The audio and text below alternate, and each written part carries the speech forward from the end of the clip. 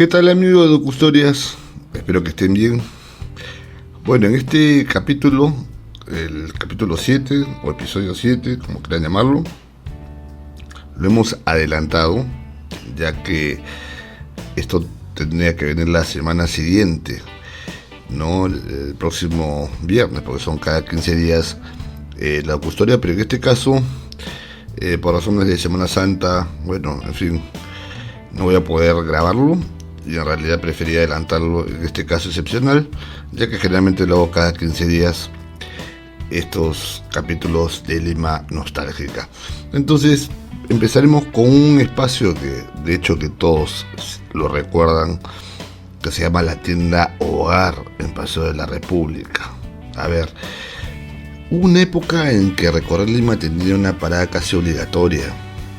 Tiendas Hogar no era solo un lugar donde comprar, sino un espacio donde las familias imaginaban su casa soñada entre telas, alfombras y vitrinas cuidadosamente armadas.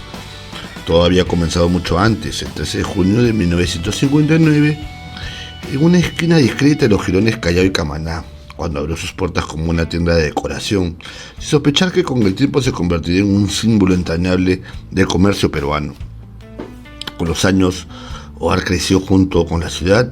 Su tienda emblemática en la avenida República de Panamá, en Santa Catalina, se volvió casi un punto de referencia para quienes transitaban la vía expresa. Luego vendrían nuevos locales en lugares que también marcaron época, como Plaza San Miguel, Camino Real y las calles vivas de Miraflores, expandiendo su presencia como quien extiende recuerdos por distintos rincones y distritos de Lima. Pero quizá uno de los momentos más luminosos ocurría cada julio, cuando instalaba su tienda en la recordada Feria del Hogar. Ahí, entre luces, música, juegos y multitudes, se consolidaba como parte de la experiencia misma de la feria. No competía con ella, sino la abrazaba. Y en ese gesto supo quedarse en la memoria colectiva. Hogar no solo vendía productos, también introdujo nuevas formas de consumir. Las quincenas de rebaja y las realizaciones despertaron una emoción casi efectiva en todos los ciudadanos, mientras campañas con rostros conocidos y su propia tarjeta, en alianza con el Banco de Crédito del Perú, claro está, mostraban una empresa adelantada a su tiempo, con una proyección muy adelantada a lo que pronto obviamente serían otras empresas. Sin embargo, el país cambió y con él su destino. La crisis económica de finales de los años 80 y los inicios de los 90, junto con tiempo marcado por la incertidumbre y la violencia, golpearon con fuerza al sector retail. Ni siquiera el arraigo de tiendas Hogar pudo resistir del todo. Pasó a manos de nuevos dueños, como el Grupo Orión, pero la falta de experiencia y problemas internos fueron apagando poco a poco lo que alguna vez brilló con tanta fuerza. Aunque intentó reinventarse, mudando locales y apostando por nuevos espacios como el Jockey Plaza, el final ya estaba escrito. El 23 de agosto del año 2004, según registros oficiales, cerró definitivamente sus puertas en todos los locales alternos. Y aún así, no desapareció del todo, porque hay marcas que, más que negocios, se convierten en recuerdos compartidos, y Tiendas Hogar sigue viviendo en la memoria colectiva, donde habitan las tardes de compras, las vitrinas iluminadas y la sensación que, por un momento, todo hogar posible estaba al alcance de la mano. Claro, Hogar siempre fue una tienda súper simbólica, y siempre que uno pasaba por la vía expresa o pasé la República, estaba súper referenciada para el colectivo limeño. Ahora nos vamos a lo que es la aviación comercial acá, a Fawcett, ¿no? Fawcett Sociedad Anónima, y también cómo fue todo su génesis, su inicio. A ver, hubo un tiempo en el que el cielo peruano tenía un nombre propio, Fawcett Perú. Desde 1928, cuando inició sus operaciones bajo el impulso visionario de Elmer Fawcett, no era solo una aerolínea, sino un símbolo de modernidad, de promesas elevándose entre nubes y de un país que aprendía a conectarse consigo mismo y con el mundo. Sus aviones no solo surcaban rutas, llevaban historias, esperanza y despedidas, uniendo ciudades que antes parecían lejanas. Con el tiempo incluso extendió sus alas más allá de las fronteras, alcanzando destinos como Miami, convirtiéndose en la pionera de los vuelos internacionales del Perú. Pero como ocurre en las grandes leyendas, su historia también conoció el ocaso. Tras más de medio siglo de vuelo, Fawcett Perú se despidió en medio de una crisis económica, dejando tras de sí no solo recuerdos, sino una huella imborrable en la memoria de un país que gracias a ella aprendió a mirar el cielo con nostalgia. Todo empezó con el visionario y fundador Elmer Fawcett. Había nacido el 15 de marzo de 1891 en Savannah, New York, sin saber que su destino estaría ligado a un país al sur del continente. A los 22 años, un hecho marcaría su vida para siempre. El 1 de enero de 1914, en Florida, un hombre llamado Abraham Ziegfeld pagó $400 por un vuelo de apenas 23 minutos entre San Petersburgo y Tampa. Aquella travesía, realizada en Benoist 19 en romanos, no solo inauguró los vuelos comerciales, encendió en Fawcett una certeza: el futuro estaba en el aire y él debía alcanzarlo. En 1915 comenzó su camino como mecánico de aviones y en julio de 1920, casi por azar, llegó al Perú con un grupo de pilotos. Eran los años de los oncenio de Augusto B. Leguía. Cuando Lima miraba el cielo con asombro y orgullo, fascinada por aquellas máquinas que desafiaban la gravedad, lo que iba a ser una visita breve se transformó en una decisión silenciosa pero definitiva, que fue quedarse. En Bellavista, en el Callao, en aquella primera academia de pilotos civiles y rudimentaria pista de aterrizaje, Fawcett se reinventó.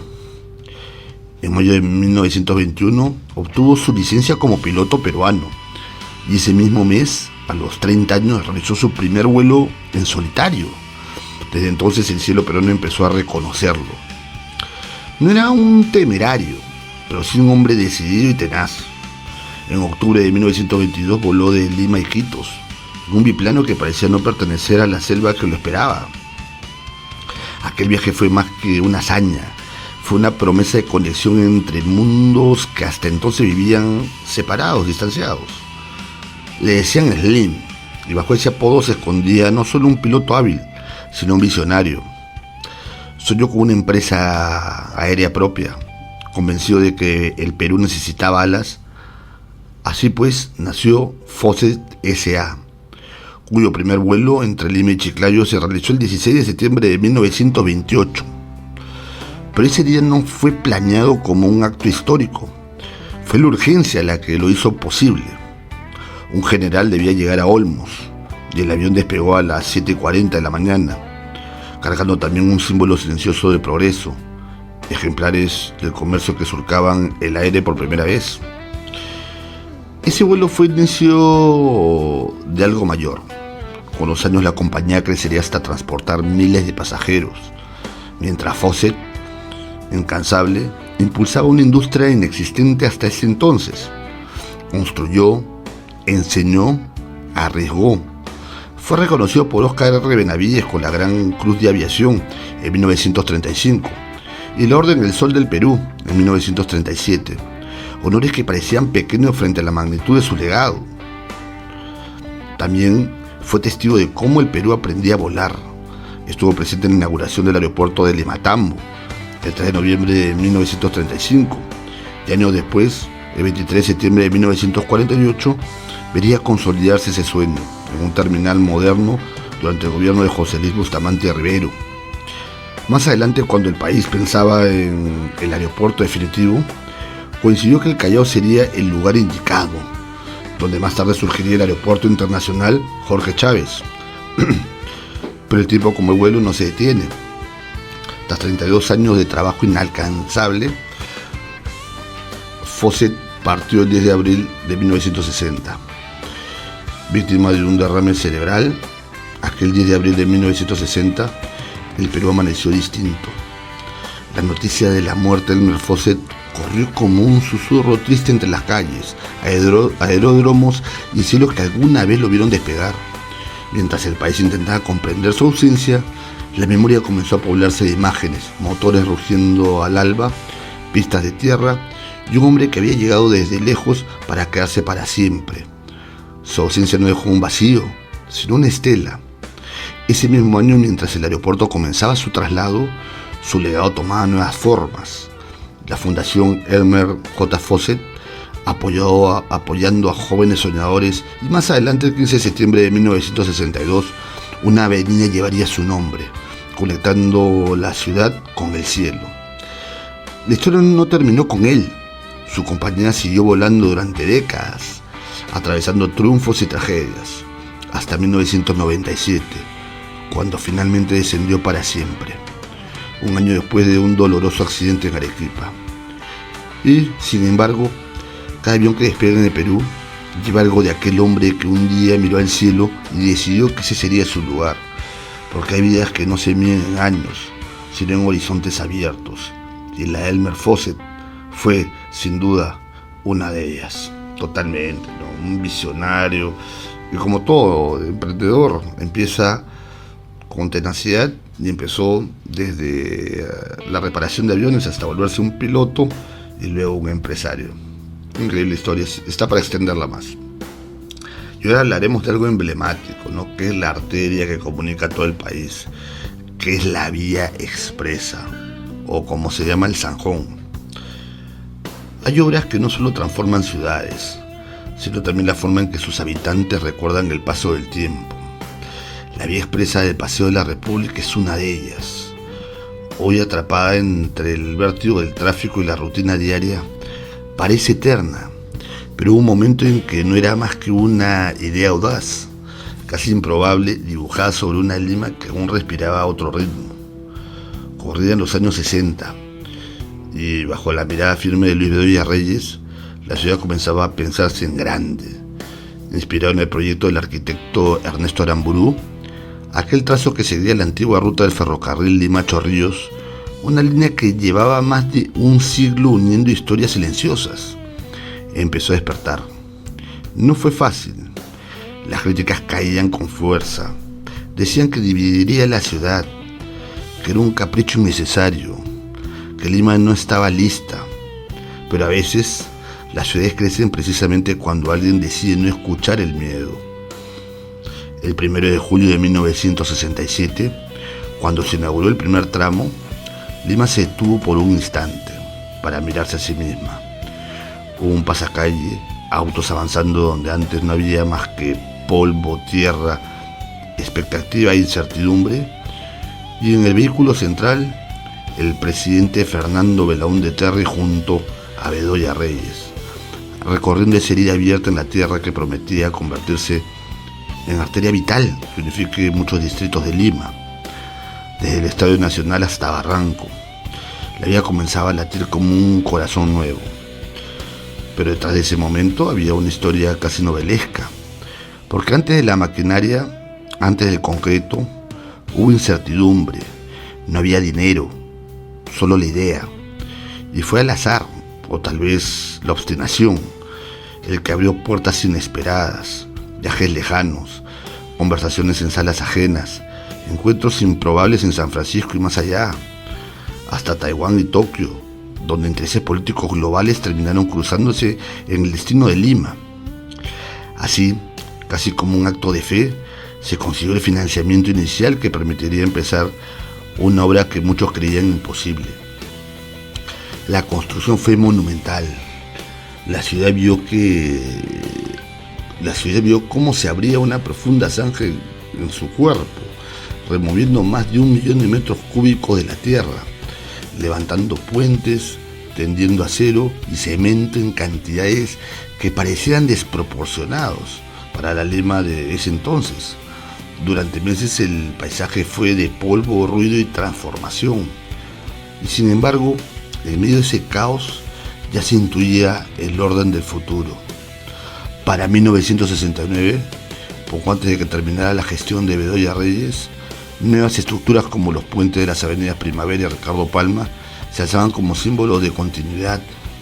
La vía no estaba completa, nunca lo estaría del todo, pues el sueño original la imaginaba extendiéndose hasta la Panamericana Sur, hoy actualmente ampliado por el alcalde López Aliaga. Pero ya había cambiado para siempre la manera en que la ciudad, con una arteria principal que unía muchos distritos, se movía y se entendía entre sí. Con los años la vía expresa del Paseo de la República dejó de ser una novedad para convertirse en costumbre, con una utilidad cotidiana por miles de vehículos particulares y de transporte público, que pueden abreviar trayecto de un distrito a otro. La vía expresa se ha convertido en el eje de Lima metropolitana. En los años 80, sus laderas se llenaron de jardines, como mosaicos vivos, contaban historias en colores. Luego vinieron los edificios contorneando esta vía principal, comunicando cantidad de distritos, el crecimiento vertical, la modernidad que se asomaba en cada esquina. Ya en el siglo XXI, el pulso urbano encontró una nueva forma de recorrerla en el Metropolitano de Lima, inaugurado el 28 de julio del 2010. Un transporte público masivo anclado en la vía central de dicha autopista, bajo la gestión de Luis Castañeda del Ocio, llevando cada día cientos de miles de personas de un extremo a otro de la ciudad. Previamente, esa vía se había hecho para transporte público, donde estaba la empresa donde siempre había una empresa de transporte público, que eran los conocidos Ícaros, pero este transporte masivo que inauguró Luis Castañeda del Ocio copió el modelo de otras latitudes de Latinoamérica y del mundo.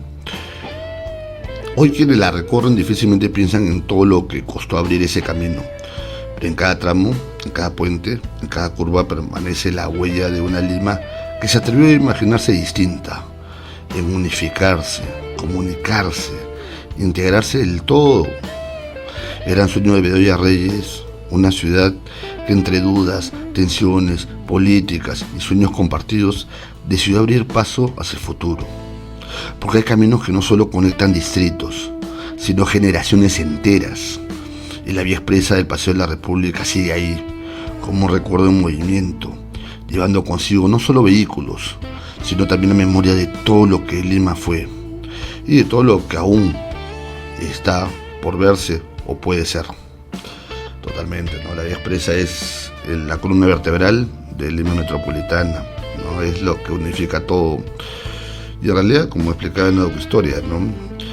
Ese carril central, que antes fue un espacio también para transporte masivo,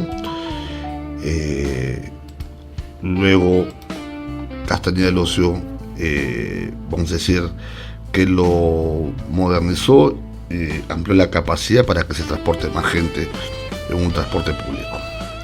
Bueno, no nos perdamos y vamos al cine, el City Hall. Wow, cines memorables e históricos, ahora estamos tocando, ¿no? Hubo un tiempo en el que las noches en Breña tenían otro brillo. No es el de las pantallas individuales ni el de la presa moderna, sino uno más cálido, un partido casi mágico. En la avenida Venezuela se alzaba imponente y luminosa la silueta del cine City Hall, inaugurado en 1946, como una promesa de modernidad en medio de una ciudad que aún aprendía a soñar en grande. Su fachada Art Deco no era solo arquitectura, era un portal. Cruzar sus puertas era dejar atrás la rutina y entrar en un mundo donde todo podía suceder. Más de 1000 butacas esperaban en silencio antes de cada función, y el murmullo del público, familias, parejas, amigos, llenaba el aire con esa emoción irrepetible de las salas de barrio en su época dorada. Porque entonces el cine no era solo entretenimiento, era encuentro, era un ritual, era vida compartida, era distracción, era novedad. Con el paso de los años, el City Hall se convirtió en un universo propio. En los años 70, sus pantallas se teñieron de colores intensos y melodías lejanas con la llegada del cine hindú, que conquistó a generaciones enteras. Las historias venían de otro continente, pero encontraban hogar en Lima, en esa sala donde las emociones no necesitaban traducción. Y en 1957, como si el cine quisiera confundirse con la realidad, el mismísimo Pedro Infante pisó ese escenario, convirtiendo al lugar en algo más que una sala, en un punto de encuentro entre mundos. Pero ninguna luz permanece intacta para siempre. Con el paso de las décadas, Lima cambió. Llegaron los multicines, la nueva forma de ver películas, la prisa, el olvido, y poco a poco el eco de las risas y los aplausos se fue apagando. Donde antes había filas interminables, quedaron puertas cada vez más silenciosas, hasta que en el año 2005 el telón cayó definitivamente. El Cine City Hall cerró sus puertas, no con una última función memorable, sino con la tristeza silenciosa de lo inevitable. Lo que vino después fue aún más desconcertante. En el año 2006 el edificio fue adquirido por la Comunidad Cristiana Espíritu Santo por $830,000, en un proceso marcado por sospechas, investigaciones y sombras que parecían ajenas a la inocencia de aquel antiguo cine. El lugar donde antes se soñaba con historias pasó a ser un templo evangélico, donde las voces ya no narraban películas, sino se le dio otro tipo de usos, religiosos, comerciales. Y hoy el silencio es distinto. El edificio permanece, pero ya no vive. Está atrapado en un litigio que mantiene en suspenso su destino, como si su historia se negara a terminar.